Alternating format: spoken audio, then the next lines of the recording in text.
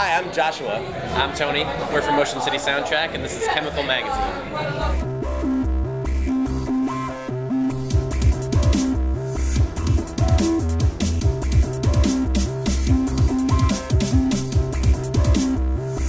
Hey, this is Mark reporting for Chemical Magazine. We're joined by Motion City Soundtrack today.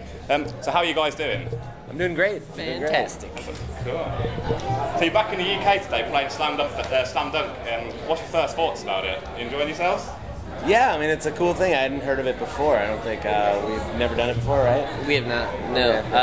Yeah, we did Leeds yesterday, and then that was fun. And today, today's outside, so I think it should be fun.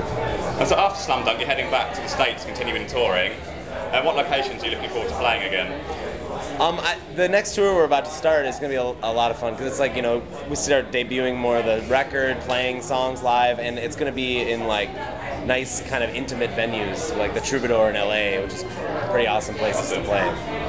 So in honour of Moog's birthday, you released a cover of the Rentals Waiting. And would it be fair to assume you're a big fan of Moog's instruments? Yeah, I think that, you know, the first time I had heard, I was in high school, and when the Rentals first album came out, Return of the Rentals, and I was blown away by the Moog. I didn't know, I was like anti-keyboard up to that point in my life, and then I was like, oh, there's like an analog version of keyboards called a synth, and I kind of learned about it, and I bought my first MG1, which is the keyboard we used for years in Motion City Soundtrack, and kind of started my adventure in the Moog world. What's some of your must-have equipment or instruments in the studio? Well, a Moog, and then, you know, Drums are important. Yeah, drums. I like drums. A guitar. Yeah. No, I mean, I think that you know, we just have we have this high watt amp that we've had forever that Justin owns. I have this Vox hand wired head that's like on all our records. It's like, you know, there's a few pieces of equipment that are like our sound when we record, you know. Yeah, pretty basic, I feel like, for the most part. You know, we'll use other things, but Triangle, the must-have is pretty basic. So your new album Go is set for release soon. What would you say is different on this album to your previous releases? You know, it's like maybe it's a little more heavy. I mean, in meaning, I guess. Than I don't know what to say. It's got more acoustic guitar, which is weird to say. I think there's more instrumentation all around. True. I think that's very good. I think we explored the studio a little more, which sounds stupid to say. I just didn't know a better way to say it.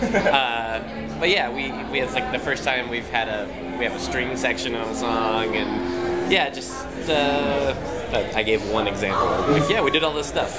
He's like the studio we worked in has like every type of percussion, every type of like weird drum or thing you could, and we had a lot of time, so we would just like, you know, we would take time to be like, okay, we have this song, let's really figure out what would be the coolest way to play this song and try some things. And we would try some things that have like, you know, like a concert drum, bass drum on a bunch of it, and triangle. Yeah, well, there's multiple songs that have like more than one drum set on. Yeah. Like, on top of each other, or switching between drum sets. You currently have a single out called True Romance. What's the concept behind the track? The concept about, you mean like what it's about? Yeah. Okay, yeah, I'm sorry. I didn't know. We shot a video about it, so I didn't know if you No. video. No. Okay. No, I mean, we didn't write the lyrics, but I think it's about doing it. And about opposites attract kind of thing, without giving, The Paul Abdul song? Yes. That's what it's about. It's a cover of that song. What advice would you give to up-and-coming bands? Practice. Yes. It's very important. Get out and you know, start playing as many shows as you can. A lot of them are gonna suck. Most of them are gonna suck. If not all of them are gonna suck. But each one can lead to something maybe a little better. Like, you might play a show to 2 people, but one of those guys might be a promoter somewhere else that can put you on a bigger show. And it's just things like that. Just get out there as much as you can. My advice is it's a little harsher, but I think that don't go record an album that sounds better than your band. Get as good as you can and make an album. Don't use the cheater way to sound really good and then not be as good as your album.